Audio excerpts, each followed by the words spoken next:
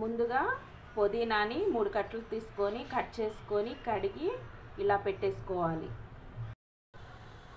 తర్వాత ఒక కట్ట కొత్తిమీర తీసుకొని సన్నగా కట్ చేసుకొని కడిగేసి ఇలా శుభ్రంగా పెట్టుకోవాలి.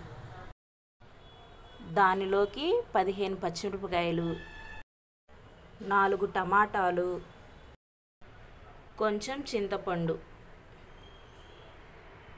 స్టవ్ ఆన్ చేసుకొని కళాయి పెట్టుకొని దానిలో ఇలా ఆయిల్ పోసుకోవాలి. నూనెలో పుదీనా ఇలా వేసుకొని వేయించుకోవాలి.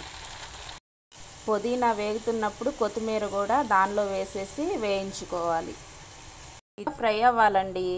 ఇది ఫ్రై అవటానికి కొంచెం ఎక్కువగానే ఆయిల్ పడుతుంది. ఆల్మోస్ట్ ఫ్రై అయిపోయిందండి. దీన్ని ఒక ప్లేట్లోకి తీసుకుందాం.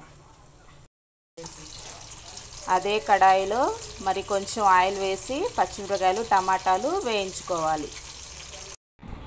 ఇలా వేగిన పచ్చిమిరపకాయ, టమాటా, వేయించిన పుదీనా, కొత్తిమీర, కొంచెం చింతపండు, వేయించిన ఆయిల్లోనే 4 రెబ్బలు చిన్నులపాయలు, జీలకర్ర, రుచికి సరిపడా సాల్ట్ మొత్తం మిక్సీ జార్లో వేసుకొని ఇలా మిక్సీ పట్టుకొని ఇలా గిన్నెలోకి తీసుకోవటమే.